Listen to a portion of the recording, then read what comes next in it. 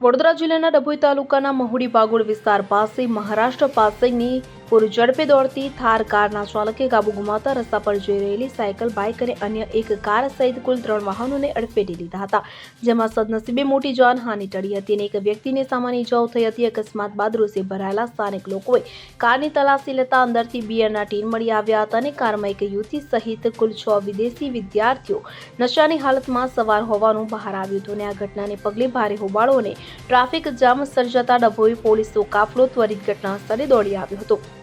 તમામ 6 વિદેશી વિદ્યાર્થીઓની અટકાયત કરી થાર કાર જપ્ત કરી અકસ્માત તથા પ્રોહિબિશન એક્ટ હેઠળ કાયદેસરની કાર્યવાહી હાથ ધરવામાં આવી છે। ફકીરા ખત્રી સાથે CN24 ન્યૂઝ ડભોઈ। હવે જુઓ દેશ દુનિયાની તમામ ખબરો તમારી આંગળીના ટેરવે।